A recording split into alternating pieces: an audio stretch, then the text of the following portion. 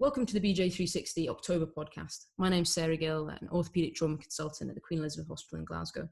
Thank you again for joining us as we continue our new and developing monthly podcast series. We've got an alternating programme between journal club episodes that focus on the latest BJ360 content and roundtable discussions on topics affecting our everyday trauma and orthopaedic practice. And that's where, in fact, we are this month. And we are focusing on training in a COVID climate, which is a literary reference that I'm sure needs no explaining to our well-cultured orthopaedic community. This month I'm joined by two colleagues from different regions. Tom Harding is an SD5 in the East of Scotland rotation, and he is also the Scottish BOTA rep. And James Tomlinson, consultant spinal surgeon and academic and educational TPD in the Yorkshire region, recently appointed as Deputy Director to the Faculty of Surgical Trainers. So good evening, Tom and James. So guys, we're going to kick off. This is a much discussed topic, I think, across the UK, and that is training during COVID. It's been a time of disruption, really, to usual practice and usual training practice. There's been disruption of elective clinics and theatre lists, changes in rotas, very much in the first initial wave, a restriction of trainee access to theatre, and all of that has really disrupted the changes to the normal consultant trainer partnerships or workings of the normal firm, however it is in your unit. So Tom, as a trainee in the sort of central period of training, that must be, well, the last 7 months must have been pretty atypical. Yeah, it's been a very difficult 6 months for all trainees at all stages of training. I think it's affected trainees at different stages of training in different ways. Obviously, the core trainees, the SD3s and SD4s, have missed out on vital opportunities and often been the first to be redeployed elsewhere. The people in the middle ground, probably less impacted, but still some SD4s, SD5s, SD6s redeployed, but also a loss of those essential placements like your arthroplasty placements to get those vital indicative numbers. And then the SD7s, SD8s have suffered from cancelled examinations, but also that lack of theatre exposure. So I think there's a lot of anxiety amongst the trainees as a whole, and it's been a very difficult time. I think orthopaedics is probably one of the specialties that's been hit hardest in terms of the impact on training. Yeah, I think that's a really good summary, actually, Tom, of the sort of, as you say, actually, the sort of the stratification of challenges to trainees, which isn't uniform. It's actually is relating to their time of their period of training, as it were. And I completely get what you're saying. Actually, we have a huge elective practice. You know, we're a very big, very busy surgical department with, as I say, big elective practice, and therefore, of course, it has. James, to come to you, this would be a good time to actually sort of ask you for maybe a bit of a more central sort of discourse on this. I know that you've been inundated with meetings, mostly Zoom meetings, over the last few months. Yeah, I think the first thing I would say, actually, that I have to say on behalf of everyone is I think a big thank you should go to the trainees, that a lot of trainees were redeployed at very short notice and just got on with it and did what was asked. And I think that deserves a lot of recognition.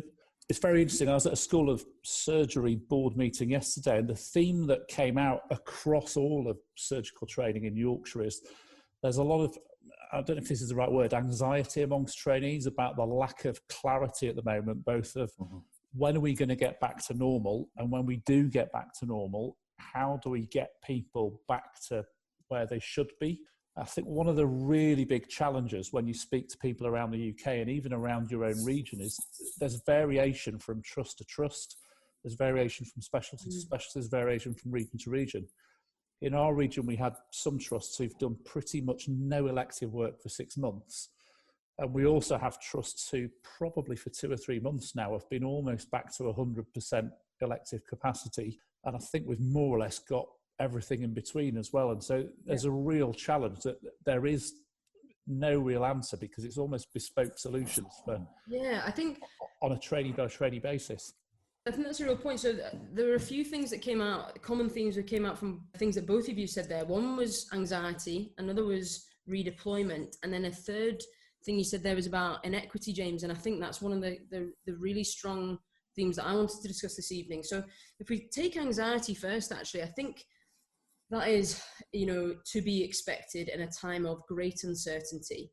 But I suppose what we're saying is that anxiety is probably fueled by the inequity. And as you say, you know, this, I don't know, it's a bit of a frustrating phrase, the new normal, because I think it's said a bit tongue in cheek because no one really knows what that is. So if we talk about, do you think that essentially a lot of the anxiety that trainees and probably trainers, I think, as well have in this time, maybe that could be addressed with more central guidance and at least articulation of the challenges that we're facing. Yeah, I think in fairness to HEE and the JCST, there has been pretty good attempts at communication. And I think it's been interesting as a TPD that, if anything, the communication, I think both of those organisations have used social media really effectively. And at times we've had trainees coming up to us saying, oh, what about this latest HE update? And we're saying, well, hang on a minute, we haven't got the email yet through official channels, and they've heard it on social media before we know about it. But I think that's a really good thing. I suppose the challenge is that certainly the informal discussion seems very much, we can't kind of let people through the end of training and just lower the standard, because the standards are there because that's what we think the benchmark is. Yep. But equally, we can't extend kind of 80% of trainees' training time all of a sudden, because that creates issues in terms of people coming off the top for the job market, people coming in the bottom in recruitment, partly just people's plans, because by the time you're in ST8 and a final year trainee, there's a lot of things in terms of personal life built around that. And I think that's the big challenge, I would say. From a TPD perspective, that is the big challenge, the uncertainty and kind of perception of lack of control over your own destiny. I don't know what you think, Tom. I think that is a big issue of that, not knowing what's around the corner. When am I going to be, am I going to be redeployed? Am I going to miss out on my training, and what's going to happen?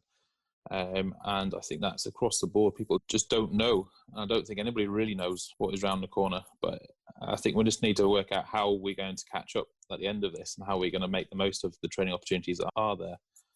Yeah, do you know what I was going to say? I think you're exactly right, Tom. And do you know what? I think it's really difficult to make plans based on a COVID environment where we have to be so responsive and reactive to what the service needs to provide service to patients. And I think maybe our time would be really maybe better spent looking at how we can regionally maximise training once we've got a green light again, you know, so that we're really getting as much as we can from those opportunities once they're up and running. We said we were going to talk about deployment. Tom, what are your feelings about redeployment? And redeployment can take lots of different forms. It might be running the minor injuries unit. It might be staffing COVID medical wards. It might be going to A&E. What's yours, and what do you think the trainee perspective of it is? I think no one's against it in the extreme. So when there's extreme circumstances, such as we see in the Lombardy region right at the start of COVID, where you had orthopaedic surgeons running ventilators and things, because I just didn't have the numbers on the ground. I think there's a lot of angst about being redeployed early. And I think there's a lot of places, and I get a lot of feedback from speaking to people on BOTA. In some regions, people are redeployed very early when they're not really required. And there's I've been redeployed to fill a rota gap somewhere else.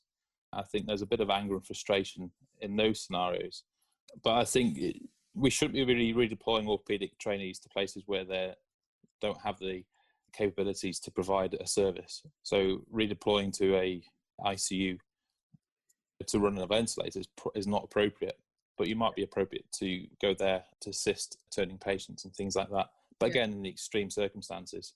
And I think we need to have quite strict and written down guidelines of when it is appropriate to redeploy people from their specialty, and in what circumstances that is to happen, to protect trainees, to make sure that people don't get redeployed early and lose their training. I think that's the thing, isn't it? You know, your doctor's first, so you go absolutely where is needed, but it's trying to also remember that trainees are in training, they have training needs, and that has to be balanced. James, do you think this, you know, we sort of had the first wave, we're maybe at the beginning of a second wave, and that's going to combine with sort of winter bed pressures and the flu, etc. Do you think we will have a more proportioned response? Do you think it'll be different if it happens again? I hope so, but I think it's difficult, isn't it? I mean, I suppose the biggest challenge at the moment is this is still not a well understood disease, and the discussion at the moment seems to be a lot of is actually because of some of the mitigation strategies, are we going to see a slightly different pattern in terms of admissions and severity of disease this time? So may there be a reduction in the kind of severity of pressure on services, but it seems like at the moment we're still a kind of that unknown period of where things haven't quite become clear how it's all going to pan out. And again, it seems there's quite marked regional variation as well, that there are some parts of the country where actually admissions are still very low and disease prevalence is still very low, and orthopaedic trainees in those parts of the country probably haven't needed to change. And equally, some areas are in extremis already. And again, that's going to create huge disparities in the kind of training picture nationally. Yeah, that's fair. So one of the things we talked about was trying to get the most out of training. And I was particularly talking about post-COVID, when we can be a bit more predictable about the opportunities and plan for those well. But the variation across the country is very evident in terms of it unequally affecting parts, unequally affecting jobs in terms of trauma versus elective, etc. But Tom, we were discussing recently about what has been a very proactive change in your trauma rota in the east of Scotland, mostly Nine Wells Hospital in Dundee, to really try and maximise the operative experience that trainees have had during COVID. And I would start off by saying that Tom and I was discussing this previously, and through this, in the last few months, the trainees have been able to get their indicative numbers. So what would be 300 cases a year, on track to get the 300 cases a year through these changes. So can you tell us a bit about that, Tom, and how you've achieved that? Yeah, so in Tayside, with a little bit of background on how we run the rota, is it's a two-tier system, where basically SHO grade is ST1s through to 4s, and then that's a junior tier, and a senior tier is ST5s through to 8. The key change we made, it came from the consultants top down, was to switch to a trauma team-based pattern of working. And that came out of the COVID era, where we split into 3 different teams. Now we work in 4 different teams. Each team has 3 consultants. Each team's got 2 senior registrars and 2 junior registrars. And the way we are able to maximise our training in that is that all trauma activity happens in that 1 week, or 1 in 4 weeks. Mm-hmm. And all elective activity happens outside of that. So all of our on-calls for the junior guys, which do the night shifts and the holding the bleep, all happen in that 1 week. And the senior guys do their 24-hour on-calls also during that week. But essentially, we've made things a lot more flexible, but it means that the junior guys don't miss their consultant's elective practice due to night shifts and out of hours on-call working and those 0 days. And we've made 0 days flexible. We managed to achieve the same 8 weeks compared to last year, a 91% increase in the juniors' access to theatre sessions. And even the seniors have a 13% increase in their access to theatre sessions, despite a 65% elective capacity at present. And really, the biggest thing we changed was we made juniors and seniors in trauma theatre together. Yeah. Always a junior and always a senior, 9 to 5, Monday to Friday. And that's maximising the training opportunity for both of those trainee groups. Yeah, so that presumably means that, the juniors are getting good access to still doing the hemiarthroplasties, the DHSs, something that is grade appropriate, and it sort of increases the exposure of the senior guys to the more senior trauma, the periarticular stuff, the periprosthetic, maybe the pelvic work, etc. I mean, that's a big change to the rota, and that's a sort of very proactive change, I would say, which is just really interesting to hear about. James, your thoughts on that, sort of with a TPE hat on? This is obviously one region, one unit, but it's interesting to hear.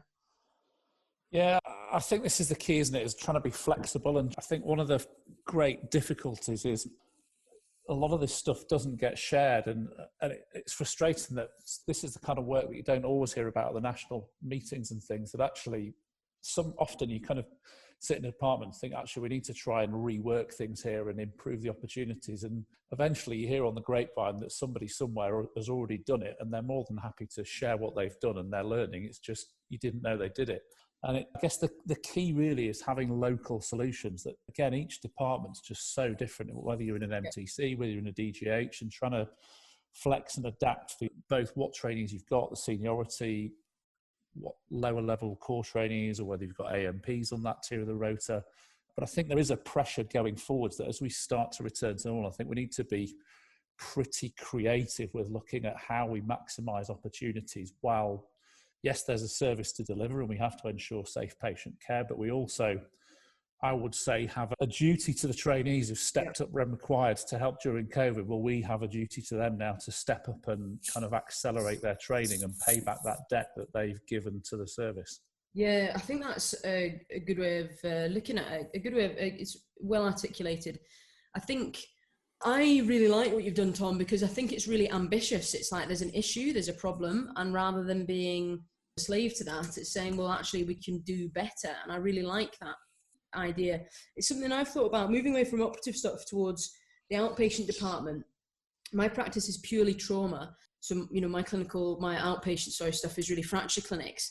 And we really had to change because of patient needs. We really had to change the way we did that. We moved to a lot more telephone review. We saw people face to face, much more on a needs base rather than I'd like to see you at 3 months to get an x-ray just so that I can feel better about that.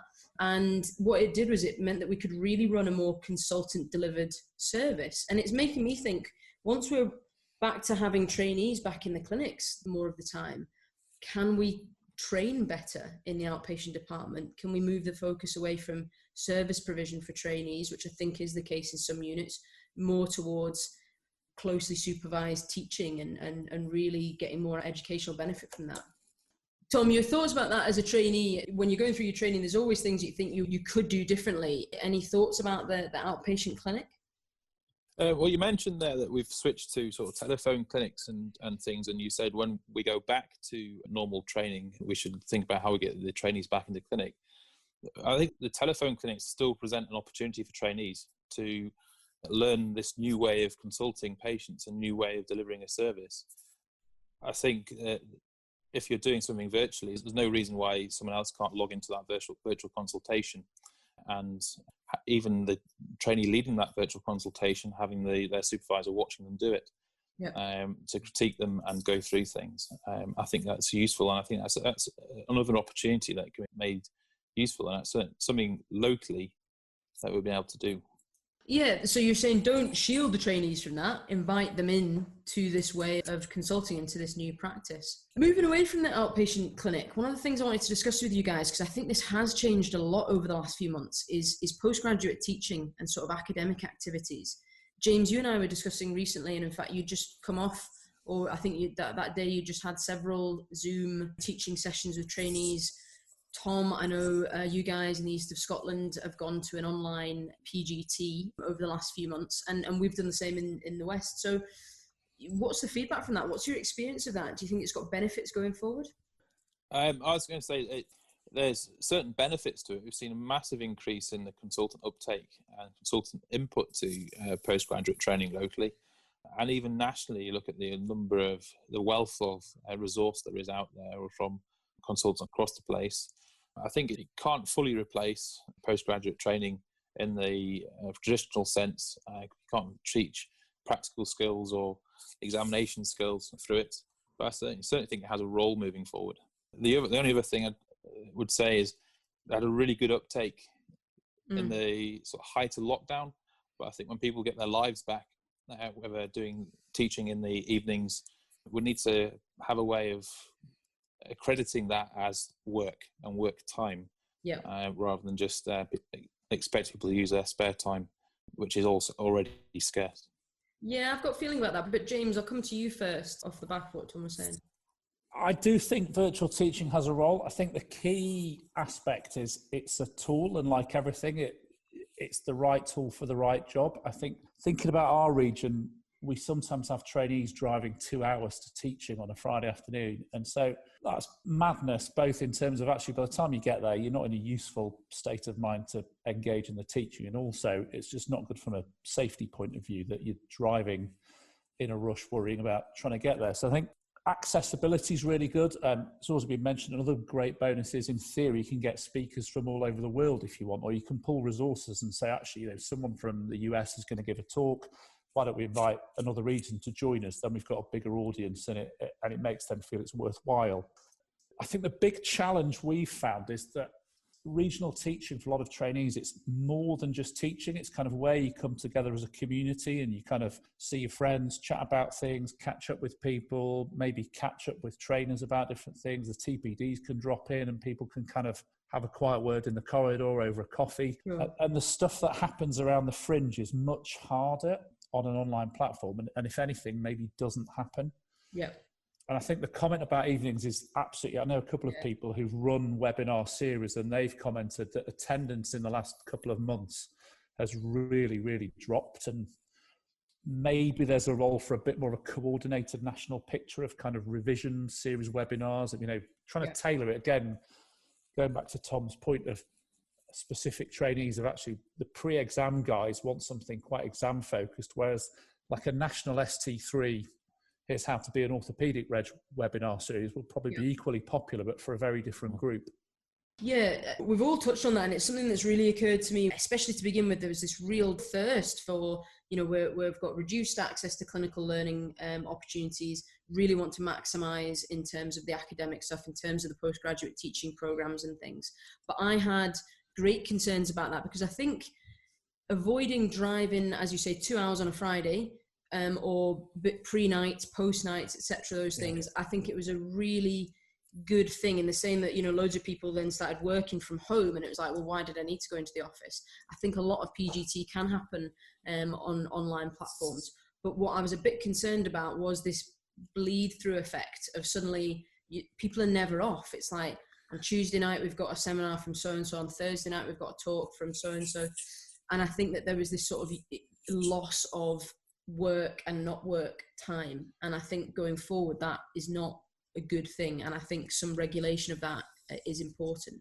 You were making a point there, James, about the coordination of these things, and, you know, I really wanted to ask you guys about this in terms of the coordination of teaching opportunities and sort of tailoring teaching opportunities so that trainees can access the things that they need, because this is really something that's sort of I've been thinking about, or has occurred to me, is that in the climate of decreased clinical opportunity, this is an opportunity for trainees to say, well, what do I not normally get time to do? You know, if I look at my CV, where is it light? Is it research and audit? Do I struggle to keep up to date with my reading? And could we create some more centralized programs so that people can dip into that? Tom, do you think as a trainee there'd be appetite for that? I think there's always appetite for more centralised learning, and particularly collaboratives. I think there's certainly, in terms of research and audit, I think there is a rise in the number of collaboratives that are happening and starting to happen, particularly with the COVID surge work and things like that, and working together. I think that's valuable, and I think we can achieve more if we do work together with different regions and different areas. Certainly, I think that is something that's going to increase with time, but I think it's something most trainees would be interested in. Yeah, I think you're right about the collaboratives. You know, there's certainly increasing ones in Scotland, particularly in relation to sort of COVID and orthopaedic and trauma papers. And I've just certainly noticed a lot more trainees coming to me in the last few months saying, you know, looking for academic opportunities, which is I think a sign of trainees being quite proactive about managing their training, which is a credit to them as well. And James, again, with your TPD or Faculty of Surgical Trainers hat on, is there anything we can be doing better in relation to that, or anything we ought to be looking for? Teaching wise or academic wise, or both? Or yeah, both. Yeah, both. I think the thing with online teaching, again, I think you've got to be clear about what you're doing, haven't you? That I think online teaching works really well when it's interactive and ideally, you know, based around cases and lots of changes of pace and changes of style. I think and what's one of the big benefits is you can record things, but then the challenge of that is if you want people to interact, someone like the ST3 is sitting there thinking, well, actually, I really want to have a go at this case, but this is going to be recorded and put on the rotation website for the next 15 years. I'm not sure I want to say anything. And I think, again, there's almost that division of actually there's the interactive teaching that's in-house and private, and then actually there's also a role for getting experts nationally of actually, can you give a 15-minute non-interactive session that can be recorded and archived, and it's held by the BOA or whoever it is, and then people can just access that when they're, you know, actually the list's gone down because of COVID. I'm going to go and watch some of those really great screencasts and catch up on a couple of things that I've been really struggling to think about. Academic wise, I think I completely agree. I think the collaborative research streams, this causes great debate in the TPD world, and I think there's some people who perceive this as, it's the easy way out of, you know, you're just a bit part in a huge project. I would argue this should be the direction of travel. That from a personal perspective, I would much rather one of our trainees contributed to a national project that recruits 1,000 patients and actually answers a question, and publishes yet another case series of 40 patients and concludes further research is needed in this area, having spent goodness knows how many hours writing a paper. And I think, yes, it's really impressive hard work, but if we haven't actually answered a question, is it useful work? I think it's interesting that it's taken this to kind of get a real consensus, as you say, of a direction of travel towards that, because I think it's sort of increased academic activity and definitely more collaborative work is really a theme that's come out of this, and that is a sort of an unseen positive in COVID. James, as a TPD, do you think there's opportunity for us to be able to share this innovative practice that's going on across the UK? Yeah, I think Tom's example was a really good one, and I suspect there's lots of really innovative things going on all around the UK at the moment within orthopaedics in terms of trying to maximise training opportunities. And I think if BOTA and the BOA were interested, I think both of those national meetings next year would be a really good forum to try and share some of those ideas and think about, much as we've tried to look at how we can improve patient care, how can we improve training as well with lessons from COVID, and try and see some of the positives from what's been a really difficult time. Well, I think that's a great point. It's something I think we're always looking to do in orthopaedics is sort of innovate. And I think something we're maybe less good at is not trying to reinvent the wheel sometimes. And I think actually sharing practice across the UK and seeing what other people have done really well is a really good idea. Well, on that note, on that call to the BOA and BOTA, and maybe the Faculty of Surgical Trainers, actually, then I will say thank you very much to my panel members. That's Tom Harding from the East of Scotland and James Tomlinson from Yorkshire. Guys, thanks so much again for giving up your time and joining us this evening. Thank you for the invite. Thank you. Thanks for the invite. Well, I'm going to wrap it up there, guys, because I think we're probably hitting the end of people's commute or their walk at the weekend or whatever to listen to this. But I think we've covered a lot of ground there. And I think in terms of the trainers, we're really asking the trainers to sort of discuss and plan cohesively to identify learning opportunities for trainees going forward and predict gaps in their training from this COVID period and facilitate how we can cover those gaps in future. And for the trainees, I think, Tom, your examples have been really illustrative, and James, I think you're absolutely right in that the trainees have been very proactive in terms of both their sort of giving to service and their educational activities. And I think it is an opportunity for trainees to see this as an opportunity and a challenge rather than a negative, and update your CV, see where you've got points to be gained and where there are opportunity for academic gains. So Tom Harding from the East of Scotland and James Tomlinson from Yorkshire, thank you very much for having us. Thank you for the invite. Thank you. Thanks very much, guys. Bye-bye.